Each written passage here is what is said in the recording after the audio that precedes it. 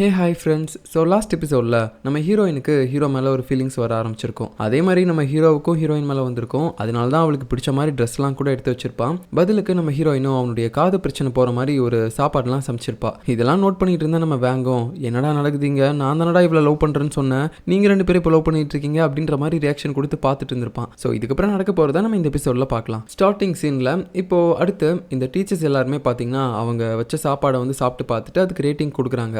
இந்த மாதிரி உங்களுக்குலாம் வந்து இவ்வளோ மார்க் அப்படின்னு சொல்லிட்டு ஒருத்தருக்கும் ஒரு மார்க் கொடுக்குறாங்க.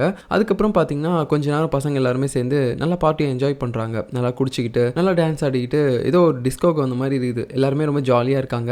அப்போ கூட நம்ம வேங் வந்துட்டு சோகமாக ஓரமாக இருந்தால் அவங்க 2 பேரையும் பார்த்துட்டு இருக்கான். இப்படி பசங்களாம் ஒரு பக்கம் என்ஜாய் பண்ணிட்டு இருக்கும்போது டீச்சர்ஸ்லாம் இன்னொரு பக்கம் உட்காந்துட்டு அப்படி டிஸ்கஸ் பண்ணிட்டு இருக்காங்க. இந்த மாதிரி இப்போ நம்ம நடத்தின இந்த டெஸ்ட்லலாம் வந்துட்டு யார் ரொம்ப அதிக மார்க் இருக்கா அப்படின்னு சொல்லிட்டு, அதாவது ஓவராலாக இவங்களுக்கு வச்ச அந்த ஃபைட்டிங்கு அப்புறம் இந்த குக்கிங்கு எல்லாமே சேர்த்து வந்து இவங்க கணக்கு போடுறாங்க. அப்படி பார்க்கும்போது டாப் 6 பிளேஸில் இருக்கக்கூடிய ஸ்டூடெண்ட்ஸை வந்து இவங்க சூஸ் பண்ணுறாங்க. அது வேற யாரும் கிடையாது, நம்ம ஹீரோ ஹீரோயின் அப்புறம் அந்த ஜியோனு வேங்கு அந்த புள்ளி பண்ணுற பையன் அப்புறம் அவங்க கூடவே சாயின்னு சொல்லி ஒரு ஃப்ரெண்ட் இருப்பான். இவங்க 6 பேர் தான் வந்து டாப் 6 ரேங்க்ல இருக்காங்க அப்படின்னு சொல்லும்போது நம்ம பிரின்சிபலும் அதை கேட்டுட்டு சரி அப்போனா இவங்களுக்கு மட்டும் நம்ம டஃபாக இன்னொரு ஃபைனல் ரவுண்ட் வைக்கலாம், என்ன சொல்கிறீங்க, அதை நடத்துறதுக்கு முன்னாடி நம்ம அவங்களுக்கு மட்டும் ஸ்பெஷலாக ட்ரிங்க்ஸ் கொடுத்தா கரெக்டாக இருக்கும் அப்படின்னு சொல்லும்போது கரெக்டாக அந்த பக்கம் பார்த்தீங்கன்னா அந்த வார்டன் இருக்கான்ல அவன் கரெக்டாக அந்த 6 ரேங்க்ல இருக்கக்கூடிய ஸ்டூடெண்ட்ஸை மட்டும் சூஸ் பண்ணி அவங்களுக்கு ஸ்பெஷலாக ஒரு ட்ரிங்க்ஸ் கொடுக்குறான். இதில் அந்த புள்ளி பண்ணுற பையனுக்கு பக்கத்தில் இருக்கவன் தான் சாய். ஸோ இவங்க 6 பேரும் சேர்ந்து அந்த ட்ரிங்க்ஸை குடிக்கிறாங்க. குடிச்சு முடிச்ச கொஞ்ச நேரத்திலே பார்த்தீங்கன்னா மயக்கம் போட்டுறாங்க. அப்படியே அவங்க கொஞ்ச நேரம் கழிச்சு கண் முழிக்கும் போது வேற ஏதோ ரூம்லேருந்து எந்திரிக்கிறாங்க.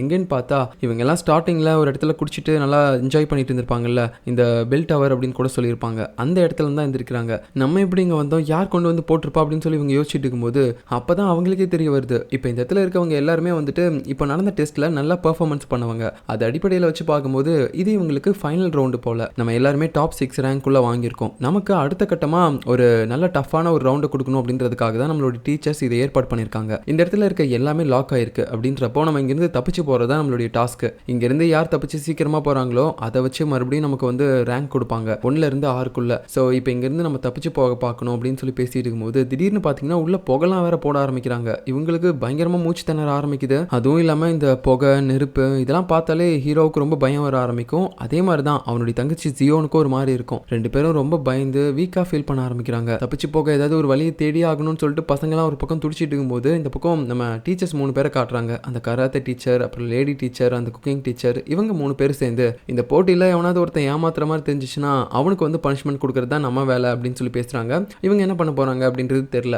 இதே நேரத்தில் அந்த யோகா டீச்சர் வந்து நம்ம பிரின்சிபல் கிட்ட பேசிட்டு இருக்காரு. எதுக்காக திடீர்னு இவங்களுக்கு இந்த மாதிரி ஒரு ரவுண்டு வச்சா அப்படின் போது பசங்க எல்லாருமே நல்லா தான் பர்ஃபார்மன்ஸ் பண்ணாங்க இது வரைக்கும் நடந்த போட்டிகளில். ஆனால் இந்த போட்டி நான் எதுக்காக வச்சேன்னா அவங்களுக்குள்ள எந்த அளவுக்கு ஒரு ஒற்றுமை இருக்குது அப்படின்றத பார்க்கறதுக்காக தான் நான் இதை பண்ணேன். இல்லை அவங்கள யாராவது ஒருத்தவங்க செல்ஃபிஷாக இருக்காங்களா அப்படின்றது இதில் எனக்கு தெரிஞ்சிடும்ல அப்படின்னு சொல்லி பேசிட்டு இருக்காரு. ஸோ இந்த பக்கம் நம்ம ஜியோனுக்கு மூச்சு ரொம்ப திணற ஆரம்பிக்குது. அப்போ அவள் பக்கத்தில் நம்ம வேங் தான் உட்காந்து கவலைப்படாத சரியாயிரும் நம்ம இங்கிருந்து தப்பிச்சிடலாம் அப்படின்னு சொல்லி ஆறுதலாக பேசிட்டு இருப்பான். இப்படியே இவங்கெல்லாம் பார்த்துட்டு இருக்கும்போது ஒரு இடத்துல வந்து ஏர் வெண்டிலேட்டர் இருக்கிறத பார்க்குறாங்க. இப்போ இந்த ஏர் வெண்டிலேட்டரில் ஏறி தான் தப்பிச்சு போகணும் அப்படின்னு சொல்லி நம்ம ஹீரோயினோட டீம் வந்து முடிவு பண்ணுறாங்க. அப்படியே இந்த புள்ளி பாயையும் கூப்பிடுறாங்க, அவனையும் அவனுடைய ஃப்ரெண்டு சாயையும். ஆனால் அவங்க 2 பேரும் இல்லை நாங்கள் இதெல்லாம் வந்து வரமாட்டோம், நீங்கள் வந்து உங்கள் வேலையை பார்த்துட்டு போங்க, நாங்கள் தப்பிக்கிறதுக்கு வேறு வேலையை பார்க்குறோம் அப்படின்னு தான் சொல்கிறானுங்க. சரி நீ என்னமோ பண்ணித்தோல நாங்கள் தப்பிச்சு போகிறோம் அப்படின்னு சொல்லி அந்த ஏர் வெண்டிலேட்டருக்கு கீழே பார்த்தீங்கன்னா 2 ட்ரம்மை வந்து வைக்கிறாங்க. அப்புறம் அது மேலே ஏனியை வச்சு கரெக்டாக அந்த ஏர் வெண்டிலேட்டர்லேயே கனெக்ட் பண்ணிடுறாங்க. ஸோ இப்போ அப்படியே இவங்க ஒருத்தராக அது மேலே ஏறி போகலாம் அப்படின்னு சொல்லிட்டு ஃபர்ஸ்ட் நம்ம ஹீரோயின் வந்து ஏற ஆரம்பிக்கிறா.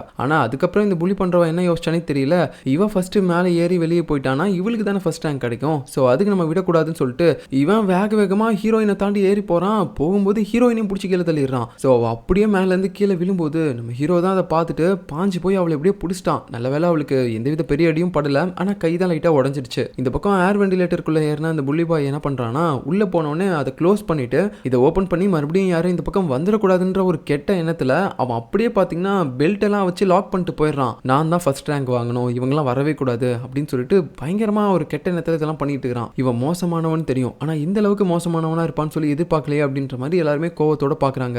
ஈவன் அவனுடைய க்ளோஸ் ஃப்ரெண்ட் சாயை கூட விட்டடிச்சுட்டு ஓடிட்டான். அதுக்கப்புறம் இந்த புள்ளி பாய் வந்து வெளியே ஓடி போயிட்டானா அந்த இடத்துல பார்த்தீங்கன்னா இவனுக்காக அந்த 3 டீச்சர்ஸும் வெயிட் பண்ணிட்டு இருக்காங்க. என்னப்பா தம்பி நீ மட்டும் தனியாக வந்துட்டு இருக்க, அப்போனா நாங்கள் கெஸ் பண்ணது கரெக்டு தான். இந்த ஏர் வெண்டிலேட்டரில் எவனாவது ஒருத்தன் தனியாக வந்தானா அவன் வந்து இந்த ஃப்ரெண்ட்ஸ் எல்லாத்தையுமே விட்டடிச்சுட்டு அவன் மட்டும் வின் பண்ணணும் அப்படின்ற ஒரு எண்ணத்தில் வருவான் அப்படின்னு நினச்சோம். அதே மாதிரி நீ வந்து நிற்கிறப்பா, ஏன் இந்த மாதிரி உனக்கு ஒரு கெட்ட எண்ணம், உன் ஃப்ரெண்ட்ஸையும் கூட கூட்டு கூப்பிட்டு வந்திருக்கலாம்ல, நீ மட்டும் வின் பண்ணணும்னு சொல்லி ஏன் இவ்வளோ கேவலமாக பண்ணுற அப்படின்னு சொல்லி கேட்கும்போது, ஒரு போட்டினா அதில் எப்படி நம்ம வின் பண்ணணும் அப்படின்னு தான் பார்க்கணும், கூட இருக்கிறவனையும் சேர்த்து வின் பண்ண வைக்கணும்னு நினைக்கக்கூடாது அப்படின்னு சொல்லும்போது, ஓ நீ எங்களுக்கே பாடம் எடுக்க ஆரம்பிக்கிறியா அப்படின்னு சொல்லிட்டு இந்த இடத்துல அந்த கராத்தே டீச்சர் இருப்பார் பாருங்க, அதான் அந்த வெளிநாட்டுக்காரர் மாதிரி இருப்பார்ல, அவர் வந்துட்டு இவனை பார்த்துக்கிறதுக்கு நானே போதும், நீங்கள் 2 பேரும் இங்கேருந்து போங்க அப்படின்னு சொல்லிட்டு மற்ற டீச்சர்ஸ் அனுப்பி இவர் பார்த்தீங்கன்னா இப்போ இந்த புள்ளி பாய் கிட்ட சண்டை போட ஆரம்பிக்கிற மாதிரி தெரியுது. இந்த நேரத்தில் இந்த பக்கம் நம்ம ஆளுங்களை காட்டுறாங்க. இந்த புள்ளி பாய் இந்த ஏர் வெண்டிலேட்டரை லாக் பண்ணிட்டு போனதுனால இப்போ அடுத்து என்ன பண்ணுறது அப்படின்னு தெரியாமல் இவங்கலாம் ஒரு மாதிரி முழிச்சிட்டு இருக்காங்க. அப்போ இவங்களுக்கு இன்னொரு ஐடியா தெரியுது இங்கேருந்து தப்பிச்சு போகிறதுக்கு. அது என்னன்னா, இந்த பெல் டவருடைய டாப்பில் ஒரு ஓப்பன் கொடுத்துருப்பாங்க.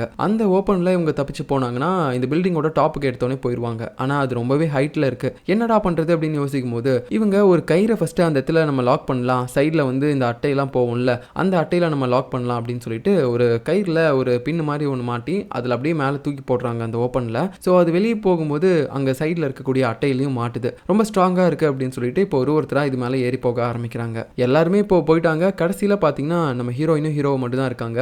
அந்த புள்ளி பாயால் லாஸ்ட்டாக இவ ஏனிலேருந்து கீழே விழுந்திருப்பாள்ல, அதனால இவ கை வந்து கொஞ்சம் அடிப்பட்ட மாதிரி தான் இருக்குது. ஏற முடியுமா அப்படின்னு சொல்லி நம்ம ஹீரோ கேட்கும்போது, பரவாயில்ல நான் ஏறிடுவேன் அப்படின்னு சொல்லிட்டு அப்படியே வலியோடையே பார்த்தீங்கன்னா அவள் கயிறில் ஏறிடுறா. ஸோ அதுக்கப்புறம் எல்லாருமே மேலே போயிடுறாங்க. இப்போ இங்கேருந்து கீழே இறங்கிறதுக்கு மறுபடியும் இவங்க இதே கயிறை யூஸ் பண்ணி தான் இறங்கி ஆகணும், வேறு வழி இல்லை. நம்ம ஹீரோயினுக்கு பார்த்தீங்கன்னா ஹீரோ அவன் போட்டிருந்த கோட்டெல்லாம் கழட்டி கொடுத்துருக்கான். ஸோ ரொம்ப ரொமான்டிக்காக பண்ணிட்டு இருக்கான். அப்புறம் மறுபடியும் எல்லாருமே இந்த இடத்துலேருந்து கீழே இறங்குறாங்க. பட் நம்ம ஹீரோயினால் பார்த்தீங்கன்னா கைவலி ரொம்ப தாங்க முடியல. ஸோ நம்ம ஹீரோ கிட்டேயும் சொல்கிறா, நீங்களாம் போயிருங்க, நான் இந்த போட்டியில் கண்டிப்பாக வின் பண்ண முடியாது, நான் வேறு ஏதாவது அடுத்த ஒரு போட்டியில் வின் பண்ணிக்கிறேன் அப்படின்னு சொல்ல ஹீரோவுக்கு மனசே கேட்கல. இல்லை அவ்வளோ ஈஸியாலாம் வந்து நான் உன்னை விட்டுட்டு போக மாட்டேன், நீ வந்து என் முதுகில் ஏறிக்கோ அப்படின்னு சொல்லிட்டு அவளை முதுகில் உப்பு மூட்டை ஏற்றிக்கிட்டு இவன் அப்படியே மேலேருந்து கீழே இறங்க ஆரம்பிக்கிறான். ஸோ எல்லாருமே வந்து இப்போ கீழே இறங்கிட்டாங்க. அதுக்கப்புறம் இந்த டீச்சர்ஸ்லாம் பார்த்தீங்கன்னா இவங்களுக்காக என்ட்ரன்ஸில் வெயிட் பண்ணிட்டு இருக்காங்க.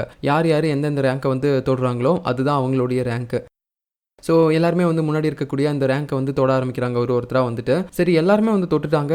இன்னும் என்ன 6வது ரேங்க் மட்டும் சும்மா இருக்குது. அந்த புள்ளி பாய் என்ன தாண்டா ஆனா அப்படின்னு சொல்லி பார்க்கும்போது அந்த கராத்தே டீச்சர் அவனை அடிச்சு இழுத்துட்டு வராரு. நீ ஃபர்ஸ்ட் ரேங்க் வரணும் அப்படின்றதுக்காக தானே அவன் ஃப்ரெண்ட்ஸையே ஏமாத்திட்டு வந்த, இப்போ லாஸ்ட் ரேங்க் வந்திருக்க, உனக்கு இது தேவைதான் அப்படின்னு சொல்லிட்டு அவனை லாஸ்ட் ரேங்க் தொட வைக்கிறாங்க. அதுக்கப்புறம் அந்த பிரின்சிபல் சாரும் எல்லாருமே சொல்கிறாரு, நீங்கள் எல்லாரும் உண்மையாகவே ரொம்ப நல்லாவே பர்ஃபார்மன்ஸ் பண்ணீங்க, அதுலேயும் இந்த புள்ளி பாய் வந்து உங்களை ஏமாத்திட்டு தனியாக வந்திருக்கான் வின் பண்ணணும் அப்படின்றதுக்காக. ஸோ அது இவன் இந்த போட்டியில் வின் பண்ணணும் அப்படின்றதுக்காக மட்டும் தான் பண்ணியிருப்பானே தவிர உங்க எல்லாருமே அவன் நிஜமாவே வெறுத்திருக்க மாட்டான். அதனால நீங்களும் இதை அவன் பண்ணதுக்காக அவனை வெறுக்காதீங்க சரியா, நீங்க எல்லாம் ஒரே ஃப்ரெண்ட்ஸ் தான் அப்படின்ற மாதிரி சொல்லி நல்ல விதமா எல்லாருமே பேசுறாரு. ஆனா அதுக்கப்புறம் இவங்க எல்லாருமே தனியா இந்த பக்கம் வந்துட்டு அவங்களுடைய ரேங்க் போர்டை கையில வச்சுக்கிட்டு அந்த புள்ளி பாயை எதிர்த்து கோவமா தான் பேசிட்டு இருக்காங்க. எப்படி அவன் இந்த அளவுக்கு பண்ணியும் நம்ம எப்படி அவன் கூட ஃப்ரெண்டா இருப்போம், கொஞ்சம் கூட மனசாட்சியே இல்லாம அவர் பேசிட்டு இருக்காரு அப்படின்னு சொல்லிட்டு பிரின்சிபலையும் போட்டு திட்டிட்டு இருக்காங்க. இதே நேரத்தில் நம்ம பிரின்சிபல் பாத்தீங்கன்னா கையில ஒரு போட்டோ வச்சு பார்த்துட்டு இருக்காரு. அதுல நம்ம ஹீரோவுடைய அப்பா அந்த கோமா ஸ்டேஜ்ல இருக்காருல, அவரும் அவருடைய ஒய்ஃபும் சேர்ந்து இந்த பிரின்சிபல் கூட நின்று போட்டோ எடுத்திருக்காங்க. அதை வச்சு பார்த்தா நம்ம ஹீரோவோட அப்பாவும் இந்த பிரின்சிபலும் ஃப்ரெண்ட்ஸா இருந்திருக்காங்களா என்ன அப்படின்ற மாதிரி நமக்கு தோணுது. அது என்ன அப்படின்றத நம்ம போக போக பார்க்கலாம். இப்போ அப்படியே நெக்ஸ்ட் நம்ம ஹீரோவுடைய அப்பாவை காட்டுறாங்க. அவர் இப்போ ஓரளவுக்கு நல்லாவே தெளிவா பேச ஆரம்பிக்கிறாரு. அவரை வந்து மீட் பண்ணி அந்த வேங்கோடைய அப்பாவும் கேட்கிறாரு. ஆனா எனக்கு என்னன்னு தெரியல, இந்த வேங்கோடைய அப்பாவை பார்க்கும் போதெல்லாம் அந்த புள்ளி பாயோட அப்பா மாதிரி இருக்குது. ஏன்னா ஃபேஸ் கட் ஒரே மாதிரி மேட்ச் ஆகுது. பட் உண்மையாவே இவர் வந்து நம்ம வேங்கோடைய அப்பா தான். நீங்க யாரும் என்ன மாதிரி கன்ஃபியூஸ்ட் ஆயிடக்கூடாதுன்றதுக்காக தான் உங்ககிட்ட அகைன் ஒரு டைம் சொல்றேன். இப்போ நம்ம ஹீரோவுடைய அப்பா வந்து கேட்குறாரு, நான் இந்த மாதிரி இங்கே இருக்க விஷயம் என்னோட ஃப்ரெண்டுக்கு தெரியுமா அப்படின்னு சொல்லிட்டு அந்த பிரின்சிபலை பற்றி தான் கேட்குறாரு. அப்போ அந்த வேங்கோடைய அப்பாவும் உங்களை இந்த நிலைமைக்கு ஆளாக்குனதே அவன் தான், அவனை பற்றியே நீங்கள் கேட்குறீங்க, அவன் உங்கள் ஃப்ரெண்டுலாம் கிடையாது, உங்களோட எதிரி அப்படின்ற மாதிரி பேசுகிறான். இவன் சொல்கிறது உண்மையா இல்லை பொய்யா அப்படின்றது நமக்கு தெரியல. ஏன்னா இவன் ஸ்டார்டிங்லேருந்து ஹீரோவுடைய அப்பாவை ஏதோ ஒரு இன்டென்ஷனோட தான் கூட வச்சுட்டு இருக்க மாதிரி தெரியுது. பட் இவன் இந்த மாதிரி பேசும்போது நம்ம ஹீரோவுடைய அப்பாவும் ஒரு ஃப்ளாஷ்பேக்கை பற்றி யோசிக்கிறாரு. என்னன்னா நம்ம ஹீரோவோட அப்பாவும் இதுக்கு முன்னாடி அந்த மூரியம் ஸ்கூலில் தான் வேலை பார்த்துருப்பார் போல அந்த பிரின்சிபல் கூட சேர்ந்து. ஸோ அந்த டைமில் வேற ஒருத்தர் தான் அந்த மூரியம் ஸ்கூலுக்கு பிரின்சிபல் மாதிரி இருந்திருப்பார் போல. அவரு நம்ம ஹீரோவோட அப்பா கிட்ட என்ன பேசியிருந்திருப்பாருன்னா, இந்த மாதிரி நான் போனதுக்கப்புறம் நீ தான் வந்து இந்த ஸ்கூலுக்கு பிரின்சிபலாக இருக்கணும் அப்படின்னு சொல்லியிருப்பாரு. இதை கேட்டு ஹீரோவோட அப்பாவும் நான் எப்படி சார் இருக்க முடியும் அப்படின்ற மாதிரி பேசிட்டு இருந்திருப்பாரா. இந்த விஷயத்தை எல்லாத்தையுமே கேள்விப்பட்டு இப்போ பிரின்சிபலாக இருக்கார்ல அவர்கிட்ட வந்து இன்னொருத்தர் சொல்லியிருப்பாரு, இந்த மாதிரி இந்த மூரியம் ஸ்கூலோடைய அடுத்த பிரின்சிபலாக அந்த ஹீரோவோட அப்பாவை தான் சூஸ் பண்ணியிருக்காங்க அப்படின்னு சொல்லிட்டு. அதை கேட்டோன்னே இவருக்கு ஒரு மாதிரி கொஞ்சம் கோவம் வர மாதிரி தெரியுது. ஸோ இந்த விஷயத்தில் வந்து நிஜமாவே இந்த பிரின்சிபலுக்கு நம்ம ஹீரோவோட அப்பா மேலே கோவம் வந்திருக்குமா, அதனால அவர் நம்ம ஹீரோவோட அப்பாவை ஏதாவது ஒன்று பண்ணியிருப்பாரா அப்படின்ற மாதிரி நமக்கு தோணுது. ஸோ இது எல்லாத்தையுமே நம்ம போக போக பார்க்கலாம். இப்போ அப்படியே நெக்ஸ்ட் சீனில் பார்த்தீங்கன்னா அடுத்த நாள் காலையில் கராத்தே கிளாஸ் வந்து ஸ்டார்ட் ஆகுது. ஸோ நம்ம புள்ளி பாய் மட்டும் தனியாக போயிட்டு ரொம்ப விருத்தனமாக ப்ராக்டிஸ் பண்ணிட்டு இருப்பான். அப்போ அவனுடைய ஃப்ரெண்டு சாயும் வந்துட்டு, டேய் மச்சான் என்னடா நேற்று என்னை தனியாக விட்டுட்டு போயிட்டு அப்படின்னு சொல்லும்போது, ஓடி போயிரு, நீ அவங்க டீமில் ஒரு ஆளாக சேர்ந்துட்டல, இதுக்கு மேலே வந்து என்கிட்ட பேசாத அப்படின்னு சொல்லிட்டு ஒரு மாதிரி பேசுகிறான். அப்போ கூட இவன் பண்ண தப்போ வந்து அவனுக்கு தெரியல, அப்படியே ஒரு மாதிரி எகத்தாளமாகவே பேசுகிறான். அதுக்கப்புறம் கராத்தே டீச்சர் அங்கே வராரு. இவங்கெல்லாம் கராத்தே ப்ராக்டிஸ் பண்ணலாம் அப்படின்னு நினைக்கும் போது நம்ம ஹீரோயினுக்கு இப்போ வரைக்கும் கை கைவலி இருக்கு. அதை வந்து நம்ம ஹீரோ இப்போ இந்த இடத்துல சார் கிட்ட சொல்லிடுறான். இவளுக்கு கையில் அடிபட்டிருக்கு சார், இவளால் ப்ராக்டிஸ் பண்ண முடியாது அப்படின்னு சொல்ல உடனே அந்த கராத்தே டீச்சரும் சரி ஓகேப்பா அப்படின்னா இவளுக்கு நீ கூட்டு போயிட்டு கையில் கட்டு போடு அப்படின்னு சொல்லி ஹீரோ கிட்ட அந்த பொறுப்பு கொடுத்துட்றாரு. வேங்க இதை பார்க்கும்போது கடுப்பாக தான் இருக்குது, நான் பண்ண வேண்டியது எல்லாத்தையுமே இவன் பண்ணிட்டு இருக்கிறானே அப்படின்னு சொல்லிட்டு அதுக்கப்புறம் நம்ம ஹீரோயினை அங்கே கூட்டு போயிட்டு அவளுக்கு கட்டு போட்டு விடுவோம் அப்படின்னு பார்க்கும்போது எனக்கு கட்டு போடலாம் தெரியாது, நீயே தான் போட்டுக்கணும் அப்படின்னு சொல்ல ஹீரோயின் அதை எடுத்து போட பார்க்கும்போது மறுபடியும் அவளுக்கு கை வலி வர ஆரம்பிக்குது. சரி சரி விடு, நம்ம அப்புறமா இதை பண்ணிக்கலாம், ஃபர்ஸ்ட் கொஞ்ச நேரம் வெளியே போயிட்டு ஏதாவது பேசலாம் அப்படின்னு சொல்லிட்டு நம்ம ஹீரோயினை பார்த்தீங்கன்னா நம்ம அப்படியே வெளியே கூட்டு போறான். ஸோ அந்த நேரத்தில் ரெண்டு பேரும் கொஞ்சம் மனசு விட்டு பேச ஆரம்பிக்கிறாங்க. ஸோ நம்ம ஹீரோ வந்து இந்த இடத்துக்கு காது வலி பிரச்சனையால் தானே வந்திருப்பான், அது இப்போ சரியாயிடுச்சா அப்படின்னு சொல்லி ஹீரோயின் கேட்கும்போது பரவாயில்ல ஏதோ ஓரளவுக்கு சரி ஆயிருக்கு, அதே சமயம் நான் என்னுடைய மியூசிக் கரியரையும் விடுற மாதிரி இல்லை, நான் இன்னும் புதுசு புதுசாக ஏதாவது பாட்டெல்லாம் எழுதலான்னு இருக்கேன் அப்படின்னு சொல்லும்போது அதுக்கு என்ன இந்த மோரியம் ஸ்கூல்ல ரொம்ப நிம்மதியாக இருக்கு, நீ இந்த இடத்துல நிறைய யோசிச்சு எழுதலாமே அப்படின்னு சொல்ல அதுக்கப்புறம் நம்ம ஹீரோவும் ஹீரோயின் கிட்ட கேட்குறான் உன்னோட ஃபேமிலி பற்றி சொல்ல அப்படின்னு சொல்ல அவளும் சொல்கிறா இந்த மாதிரி என்னுடைய அப்பா வந்து நிஜமா நான் மோரியம் ஸ்கூலுக்கு வரதை விரும்பலை, அவருக்கு தெரியாம தான் நான் இப்போ வரைக்கும் இந்த ஸ்கூலுக்கு வந்துட்டு இருக்கேன், ஏன்னா அவருக்கு இந்த மோரியம் ஸ்கூல் அப்படின்னாலே சண்டை சொல்லி கொடுக்குற ஸ்கூல், ரொம்பவே மோசமான ஸ்கூல் அப்படின்ற மாதிரி தான் எண்ணம் இருக்குது, அதனால தான் அவருக்கு தெரியாமல் நான் இந்த மாதிரி வந்துட்டு இருக்கேன் அப்படின்னு சொல்லி அவளும் அவளை பற்றின விஷயத்தெல்லாம் சொல்கிறா. ஸோ போக போக இவங்க ரெண்டு பேரும் ரொம்ப க்ளோஸ் ஆகிட்டு போகிற மாதிரியே தெரியுது. இப்படி ஒரு ஜோடி சுற்றிட்டு இருக்கும்போது இன்னொரு பக்கம் நம்ம ஜியோன்னு பார்த்தீங்கன்னா வேங்க கூட பேசி அப்படியே நடந்து போயிட்டு இருக்கான். ஸோ இவங்க ரெண்டு பேரும் வேற ஒரு தனி ஜோடியாக மாறிட்டு இருக்க மாதிரி தெரியுது. அதுக்கப்புறம் நம்ம வேங் வந்து எப்பயுமே தனியாக தான் இருக்கான், ஹீரோயின் வந்துட்டு ஹீரோ கூட தான் ரொம்ப ஃப்ரெண்ட்லியாக இருக்கா, என்கிட்ட வந்து பழகவே மாட்றா அப்படின்னு சொல்லிட்டு அதுக்கப்புறம் நம்ம ஹீரோயினோட கையில் ஏற்பட்டிருக்க அந்த காயத்துக்கு நம்ம ஜியோன் வந்து கட்டு போட்டுட்டு இருக்கா. போடும்போது அப்படியே கேட்குறா இப்போ வர வர நீயும் ஹீரோவும் ரொம்ப க்ளோஸாக பழகுறீங்கல்ல, உங்க ரெண்டு பேருக்கு நடுவில் ஏதாவது இருக்கா அப்படின்னு கேட்கும்போது ஹீரோயின் அது எதுக்குமே ஆன்சர் பண்ணாமல் அங்கேருந்து போயிடுறா. அவன் நினச்சிருந்தானா ஓப்பனாகவே சொல்லியிருப்பா இல்லை எங்கள் ரெண்டு பேருக்கு நடுவுலையும் எதுவும் இல்லை அப்படின்னு சொல்லிட்டு, ஆனால் இவ இப்படி பேசிட்டு போகிறத பார்க்கும்போது ஹீரோவை இவ லவ் பண்ணுறாளோ அப்படின்ற மாதிரி நம்ம ஜியோனுக்கே தோணுது. இப்போ அப்படியே நெக்ஸ்ட் நம்ம வேங்கோடைய அப்பாவை காட்டுறாங்க. அவர்கிட்ட அவருடைய டிரைவர் மாதிரி ஒருத்தர் இருப்பான்ல அந்த அசிஸ்டன்ட் வந்து பேசிட்டு இருக்கான். சார் எனக்கெல்லாம் நம்பிக்கை இல்லை, அந்த கோமாலேருந்து எந்திரிச்சவன் நமக்கு தேவையான விஷயத்தெல்லாம் சொல்லுவான்னு அப்படின்னு சொல்ல கண்டிப்பாக சொல்லுவான்டா, இது நாள் வரைக்கும் இவன் இந்த கோமா ஸ்டேஜ்லேருந்து எந்திரிப்பான் அப்படின்னு நினச்சி பார்த்துருப்போம், ஆனால் இப்போ எந்திரிச்சிட்டான், அதே சமயம் இப்போ நடக்க வேற ட்ரை பண்ணுறான், இது எல்லாமே அவனுக்கு வரும்போது கண்டிப்பாக அவனுடைய பழைய ஞாபகமும் வரும், நமக்கு தேவையான விஷயத்தையும் அவன் சொல்லுவான் அப்படின்னு சொல்லிட்டு இருக்கும்போது நம்ம ஹீரோவோட அப்பா இந்த பக்கம் அப்படியே நடந்துட்டு இருப்பாரு. அப்பா அவருக்கு மறுபடியும் அந்த நெருப்பில் பாதிக்கப்பட்ட விஷயங்கள்லாம் அப்படியே ஒரு மாதிரி ஞாபகம் வந்துட்டே இருக்கு. அதை நினச்சி அவர் ரொம்ப பயப்படுறாரு. இப்போ அப்படியே நெக்ஸ்ட் நம்ம ஹீரோயினோட ஆன்ட்டியை காட்டுறாங்க. அவங்க நம்ம ஹீரோவோட அம்மா வீட்டுக்கு வேலைக்கு போயிருப்பாங்கல்ல. ஸோ இப்போ அப்படியே வேலை பார்த்துட்டு இருக்கும்போது அங்கே ஒரு கபோர்டில் ஒரு ரிங்கு கிடக்குது. அந்த ரிங்கை அவங்க எடுத்து மாட்டி பார்த்துட்டு இருக்காங்க. ஸோ எப்படா எதிராக கிடைக்கும், எதிராக எடுத்துகிட்டு போகலாம் அப்படின்ற மாதிரி தான் இவங்க இருப்பாங்க போல. அப்படியே அதை பார்த்துட்டு இருக்கும்போது அங்கே நம்ம ஹீரோவோட அம்மா ஃபோன் பேசிட்டு வர மாதிரி தெரியுது. உடனே இவங்க ஓடி போய் அந்த கபோர்டில் ஒளிஞ்சுக்கிறாங்க. ஸோ நம்ம ஹீரோ வந்து சொல்லிட்டு இருக்கான், நான் வந்து இங்கே ரொம்ப நல்லா இருக்கமா, எனக்கு இந்த ஸ்கூல் ரொம்ப பிடிச்சிருக்கு, நான் இங்கே நிறைய விஷயங்களை கற்றுக்கிறேன் அப்படின்னு சொல்லிட்டு இருக்கும்போது அந்த லேடியும் சொல்கிறாங்க ரொம்ப சந்தோஷமாக இருக்குதுப்பா, என்னை பொறுத்த வரைக்கும் நீ ஹாப்பியாக இருக்கிறது தான் எனக்கு முக்கியம், உன்னோட அப்பாவுக்கு நான் ரெண்டாவது ஒய்ஃபாக வந்ததுனால எங்கே உனக்கு எல்லா சந்தோஷத்தையும் கொடுக்க முடியாமல் போயிருமோ அப்படின்னு நினச்சிட்டு இருந்தேன், பட் இத்தனை வருஷம் கழிச்சு இப்போ தான் நீ சந்தோஷமாக இருக்கிறத பார்க்க முடியுது அப்படின்னு சொல்லும்போது அம்மா நான் இப்போ வரைக்கும் ரொம்ப சந்தோஷமாலாம் இல்லை, நான் என்னைக்கு உங்களை பார்க்குறனோ அப்போ தான் எனக்கு சந்தோஷம், நான் அப்பா சொல்லி இந்த இடத்துக்கு வந்ததுக்கு ரீசன் கூட உங்களை அப்போ தான் பார்க்க விடுவார் அப்படின்றதுக்காக தான், நான் கண்டிப்பாக இந்த ஸ்கூல் முடிச்சதுக்கப்புறம் உங்களை பார்க்கறதுக்கு வருவேன் அப்படின்னு சொல்லிட்டு இருக்கான். ஸோ இப்படிலாம் பேசி முடிச்சதுக்கப்புறம் வேங்கோட அம்மா பார்த்தீங்கன்னா இப்போ கபோர்டுக்கு தான் வராங்க. ஸோ அங்கே ஆல்ரெடி ஹீரோவோட ஆண்டி இருக்கிறதுனால எங்கே இவங்க வந்து பார்த்துருவாங்களோ அப்படின்ற ஒரு பயத்தில் டக்குன்னு வெளியே வந்து இந்தாங்க இந்த ரிங் இந்த கபோர்டில் இருந்துச்சு அதான் எடுத்துகிட்டு இருந்தேன் அப்படின்னு சொல்லும்போது அப்போது நான் இவ்வளோ நேரம் பேசின எல்லாத்தையுமே கேட்டுட்டு இருந்தியா அப்படின்னு சொல்ல அவ்வளோ ஆமான்னு சொல்லிடுறா. அதுக்கப்புறம் ரெண்டு பேரும் உட்காந்து மனசு விட்டு பேசிகிட்டு இருக்காங்க. ஆமாம் நான் இந்த மாதிரி என்னுடைய ஹஸ்பண்டுக்கு ரெண்டாவது ஒய்ஃப் தான், அதனாலேயே என்னமோ எப்பயுமே வந்து எங்களை கண்டுக்கவே மாட்டார், என்னையும் என்னுடைய பையனையும் ஒரு பொருட்டாகவே மதிக்க மாட்டார், நான் என்னுடைய பையனை பிரிஞ்சு பல வருஷமாக இருக்கேன், ஆனால் இப்போ வரைக்கும் என்னுடைய ஹஸ்பண்ட் என் பையனை பார்க்கவே விட மாட்டாரு அப்படின்னு சொல்லிட்டு ஒரு மாதிரி சோகமாக பேசிகிட்டு இருக்காங்க. அதை பார்த்துட்டு அந்த ஆன்ட்டியும் ஆறுதலாக பேசிகிட்டு இருக்கும்போது இன்னொரு பக்கம் நம்ம வேங்க ஹீரோயினோட நினைப்பிலேயே இருக்கிறான். அவள் என்ன தானே லவ் பண்ணியிருக்கணும், ஸ்டார்டிங்கில் என்ன தானே கடலிருந்து காப்பாற்றினா, அப்படி இருக்கும்போது ஏன் இப்போ ஹீரோ கிட்ட போயிட்டு வலிஞ்சிட்டு இருக்கா, எனக்கு இது பிடிக்கவே இல்லை அப்படின்னு சொல்லிட்டு கோவத்தை கண்ட்ரோல் பண்ண முடியாமல் அவன் பாட்டுக்கு அப்படியே பயங்கரமாக ஓடிட்டு இருக்கான் வெறியில். இதே நேரத்தில் நம்ம வேங்குடைய அம்மாவுக்கு அவங்களுடைய ஹஸ்பண்ட் கால் பண்ணுறாரு. இந்த மாதிரி நான் இன்னும் கொஞ்சம் நாளில் அங்கே வரப்போகிறேன், அங்கே தான் கொஞ்ச நாள் ஸ்டே பண்ணுவேன் அப்படின்னு சொல்லும்போது அதை கேட்டு அவங்களுக்கு ரொம்ப சந்தோஷம். ஏன்னா இவங்க ஹஸ்பண்ட் எப்பயுமே வந்து இவங்க கூடலாம் தங்கவே மாட்டான், அப்படி இருக்கும்போது ரொம்ப நாள் கழிச்சு வரன்றாரு அப்படின்னு சொல்லிட்டு சந்தோஷத்தில் வாங்க அப்படின்னு சொல்லிட்டு இருப்பாங்க. இந்த சந்தோஷத்தை நம்ம ஹீரோவோட ஆண்டிகிட்டையும் சொல்லிட்டு இருக்கும்போது இன்னொரு பக்கம் நம்ம வேங்க காட்டுறாங்க.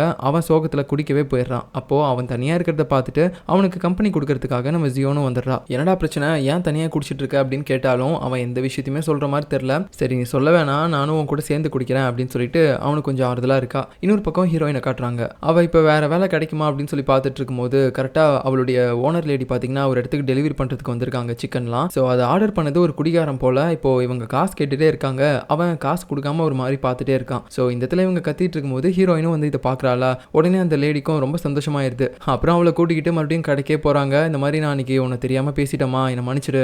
இதுக்கப்புறம் உன் மேலே நான் எந்தவித திருட்டு பழியும் போட மாட்டேன். தயவு செஞ்சு வந்து என் கூடவே வேலை பாருமா அப்படின்னு சொல்லும்போது ஹீரோயினும் சரின்னு சொல்லிட்டு அக்செப்ட் பண்ணிக்கிறா. அதான் அவங்க தப்பை உணர்ந்துட்டாங்கல்ல, அதுவே போதும் அப்படின்னு சொல்லிட்டு. இன்னொரு பக்கம் நம்ம ஹீரோ பார்த்தீங்கன்னா அப்படியே மியூசிக்லாம் ப்ளே பண்ணி அவனுடைய பாட்டுக்கு லிரிக்லாம் எழுதிட்டு இருக்கான். ஏன்னா அவனுடைய மியூசிக் கரியரை அவன் கண்டினியூ பண்ணணும் அப்படின்னு சொல்லியிருந்தால ஹீரோயின்ட்ட. அதனால அது மட்டும் இல்லாமல் இந்த இடத்துல அவன் ஹீரோயின் கூட இருந்த மெமரிஸை யோசிச்சு பார்த்து தான் இந்த பாட்டையே அவன் எழுதிட்டு இருக்கான். ஏன்னா இவன் எழுதுறதும் ஒரு லவ் பாட்டு, அவனுக்கு ஹீரோயின் மேலே இருக்கிறதும் ஒரு லவ். அதனால தான் அந்த ஃபீலிங்ஸை வச்சு இப்படியே மேட்ச் பண்ணி எழுதிட்டு இருக்கான். ஸோ இதே நேரத்தில் ஹீரோயினுக்கும் பார்த்தீங்கன்னா ஒரு பக்கம் ஹீரோவோட மெமரிஸ் இருக்க மாதிரி இருக்கு. இன்னொரு பக்கம் இந்த ஜியோனு வேங்கு இவங்க ரெண்டு பேரும் சேர்ந்து பார்த்தீங்கன்னா அப்படியே குடிச்சிக்கிட்டு நல்லா ஜாலியாக சிரிச்சு பேசிட்டு இருக்காங்க. இவங்க ரெண்டு பேருக்கும் ஒரு பக்கம் கனெக்ஷன் ஏற்படுற மாதிரி தெரியுது. இப்போ நெக்ஸ்ட் அந்த யோகா டீச்சர் வந்து நம்ம பிரின்சிபல் கிட்ட பேசிட்டு இருக்காரு. நம்ம மோரிம் ஸ்கூலுக்காக ஒருத்தர் வந்து ரொம்ப நாள் பணத்தை டொனேட் பண்ணிட்டு இருந்தாரு. அவரு நம்ம ஸ்கூலுக்கு இப்போ வரணும் அப்படின்னு சொல்றாரு. அதுவும் இல்லாமல் நம்ம ஸ்கூல்ல இருக்க ஸ்டூடெண்ட்ஸ்க்காக ஒரு ட்ரிப்பையும் ஏற்பாடு பண்ணியிருக்காரு அப்படின்னு கேட்கும்போது பிரின்சிபலுக்கு சந்தோஷமா தான் இருக்கு. ஆனால் அவர் இந்த ஸ்கூலுக்கு வரதை வந்து என்னால் அக்செப்ட் பண்ணிக்க முடியாது அப்படின்னு சொல்லிடுறான். ஏன்னா இந்த ஸ்கூலுக்குன்னு ஒரு ரூல்ஸ் இருக்கு. வெளியாட்கள் யாருமே இங்கே உள்ள வரக்கூடாது. அது இந்த ஸ்கூலுக்கு டொனேஷன் பண்ற ஆளுங்களாவே இருந்தா கூட அப்படின்னு சொல்லிடுறான். அதுக்கப்புறம் இந்த விஷயத்தை பார்த்தீங்கன்னா இந்த ஸ்கூலுக்கு டொனேட் பண்ணிட்டு இருந்தவனுக்கும் தெரியப்படுத்துறாங்க.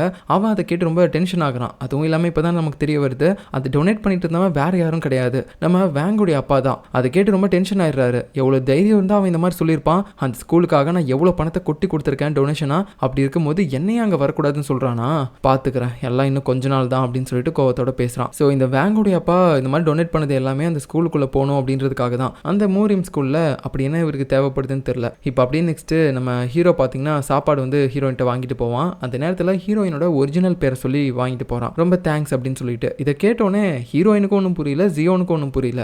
ஏன்னா அவன் எப்பயுமே நம்ம ஹீரோயின்ட்ட வந்து என்ன சொல்லுவானா, ஏய் கடல் கண்ணி எப்படி இருக்க அப்படின்ற மாதிரி அந்த கடல் கண்ணின்ற ஒரு நிக் நேமை வச்சு தான் கூப்பிடுவான். அப்படி இருக்கும்போது இப்போ உண்மையான பேரை வச்சு கூப்பிட்டுட்டு போகிறான். ஏதோ மூணாவது மனுஷியை கூப்பிடுற மாதிரி ஒன்றுமே புரியலையே அப்படின்னு சொல்லிட்டு இவங்க ரெண்டு பேரும் குழப்பத்தோடு இருக்காங்க. ஜியோனும் கேட்குறா, அவன் உங்ககிட்ட ஏதாவது சண்டை போட்டானா என்ன அப்படின்னு சொல்லும்போது நம்ம ஹீரோயினுக்கு தெரியல, இல்லையே எனக்கு எதுவும் தெரியாது அப்படின்னு சொல்லிடுறா. அப்புறம் நெக்ஸ்ட் நம்ம ஹீரோ பார்த்தீங்கன்னா நைட்டு முழுக்க அந்த பாட்டெல்லாம் எழுதி ரொம்ப டயர்டாக தூங்கிட்டு இருக்கும்போது ஹீரோவும் பார்த்துட்டு பரவாயில்லையே நீ இங்கே வந்து உன்னுடைய மியூசிக் கரியரை கண்டினியூ பண்ணுற போல அப்படின்னு சொல்லிட்டு இருக்கும்போது இப்போ அப்படியே ஸ்கூலில் நோட்டீஸ் போர்டில் வந்துட்டு வார்டன் ஒரு விஷயத்தை எழுதுறான். அதான் இவங்க எல்லாருமே சேர்ந்து ட்ரிப்புக்கு போக போகிறாங்கல்ல, அதை தான் வந்து மென்ஷன் பண்ணியிருக்கான் அந்த நோட்டீஸ் போர்டில். அதை கேட்டோன்னே எல்லாருக்கும் ரொம்ப சந்தோஷமாயிருது. இந்த நேரத்தில் இந்த கராத்தே டீச்சரும் அந்த லேடி டீச்சர் நடந்து வந்துட்டு இருக்கும்போது ஜியோன் வேகமாக போகிறா புல்லட் மாதிரி. யார் இப்போ இவ்வளோ வேகமாக இங்கே கிராஸ் பண்ணிட்டு போனது அப்படின்னு சொல்லிட்டு இவங்க ரெண்டு பேரும் குழப்பத்தில் இருக்கும்போது இந்த ஜியோனு இந்த ட்ரிப்பு போகிற விஷயத்தை பற்றி அவளுடைய அப்பா கிட்ட பேசுறதுக்காக தான் போயிருக்கா. ரொம்ப தேங்க்ஸ்ப்பா, எப்படிப்பா இந்த மாதிரிலாம் எங்களுக்கு ஏற்பாடு பண்ணுறீங்க, நாங்கள் இது வரைக்கும் இங்கே தானே இருந்து கஷ்டப்பட்டு இருந்தோம், இந்த மாதிரி வெளியே ட்ரிப்புக்கு கூட்டு போகணும் அப்படின்றது உங்களுக்கு எப்படி தோணுச்சு அப்படின்னு சொல்லும்போது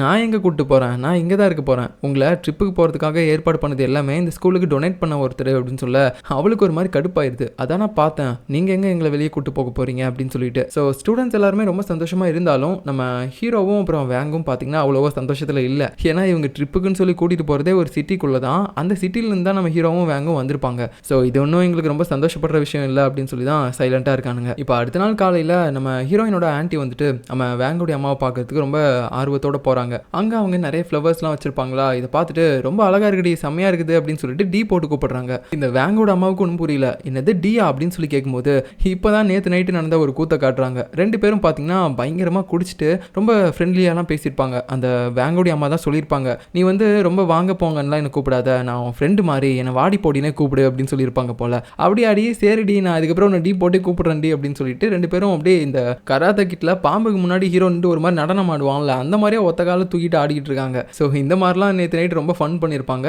இப்போ அதனால தான் நம்ம ஹீரோயினோட ஆன்ட்டியும் வந்துட்டு டீ போட்டு கூப்பிடுறாங்க. ஆனால் இது வேங்கோட அம்மாவுக்கு பிடிக்கல. இல்லை நீ அப்படிலாம் கூப்பிடாத, இதுக்கு முன்னாடி என்னை வந்து எப்படி வாங்க போங்கன்னு கூப்பிட்டியோ அதே மாதிரி கூப்பிடு, நைட்டு நான் ஏதோ குடிச்சிட்டு வளர்ப்பேன் அப்படின்னு சொல்லிட்டு உடனே அங்கேருந்து ஓடிடுறாங்க. இந்த ஆன்ட்டிக்கும் அதனால ஒரு மாதிரி ஆயிடுது. அப்புறம் நைட் ஆகுது. இந்த ஆன்ட்டி உடனே பார்த்தீங்கன்னா ஹீரோயினோட அப்பாவுக்கு கால் பண்ணி இந்த மாதிரி உங்கள் பொண்ணு இன்னைக்கு நைட்டு வரமாட்டால அப்படின்னு சொல்ல, ஆமாம் வரமாட்டா, ஏன் அப்படின்னு கேட்க, இல்லை சும்மா தான் காரணமாக கேட்டேன் அப்படின்னு சொல்லி சிரிச்சுட்டே பேசுகிறாங்க.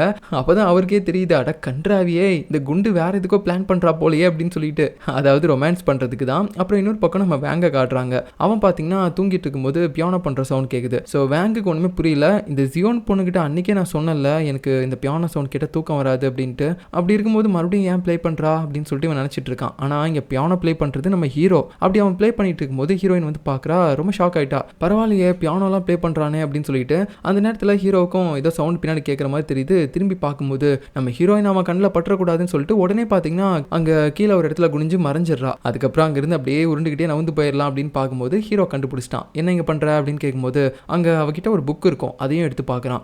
இது என்ன மியூசிக் புக் தானே, இதை யாருக்காக வாங்கிட்டு வந்த அப்படின்னு சொல்லும்போது எனக்கு தான் நான் வாங்கினேன் அப்படின்னு சொல்ல, போய் சொல்லாத, இது எனக்காக தானே வாங்கினேன் அப்படின்னு சொல்லி ஹீரோ கேட்கும்போது, இல்லையே நான் உனக்காகலாம் வாங்கலையே அப்படின்னு சொல்லிட்டு அவள் சமாளிக்கிறா. ஆனால் ஆக்சுவலாக நம்ம ஹீரோவுக்கு தான் வாங்கியிருப்பா. ஸோ ஹீரோவுக்கும் போக போக தெரியுது இவளுக்கு நம்ம மேலே தான் ஃபீலிங்ஸ் இருக்குது அப்படின்னு சொல்லிட்டு. அதனால என்ன யோசிச்சானே தெரியல. கொஞ்ச நேரம் அப்படியே அவள் ஃபேஸை பார்த்துட்டே இருந்தவன் டக்குன்னு பக்கத்தில் போய் கிஸ் அடிச்சிடறான். ஹீரோயினுக்கு ரொம்ப கூச்சமாக ஃபீல் ஆக ஆரம்பிச்சிருது. உடனே அங்கேருந்து அவள் பாட்டுக்கு ஓட ஆரம்பிச்சிடுறா. ஸோ ஹீரோவும் வந்துட்டு சாரி நான் தெரியாமல் பண்ணிட்டேன் அப்படின்றத சொல்கிறதுக்காகவே பின்னாடி வந்துட்டு இருக்கும்போது இந்த பக்கம் நம்ம வேங்க வேற எந்திரிச்சு வந்துட்டான். என்னாச்சு ஏன் இப்படி ஓடுற அப்படின்னு சொல்லிட்டு ஹீரோயின்ட்ட கேட்கும்போது ஒன்றும் இல்லை அப்படின்னு சொல்லுவா. ஆனால் அதுக்கப்புறம் ஹீரோ வரும்போது டேய் என்ன பண்ணாவல உண்மையை சொல்லு அப்படின்னு சொல்லி கேட்க ஹீரோவும் முறைச்சு பார்க்குறான். உனக்கு என்ன அப்படின்னு சொல்லிட்டு அப்படியே ரெண்டு பேரும் பயங்கர கோவத்தோட ஒருத்தர் பார்த்துட்டு இருக்காங்க. ஸோ இதுக்கப்புறம் நடக்க போகிறத நம்ம அடுத்த எபிசோடில் பார்க்கலாம். பாய்.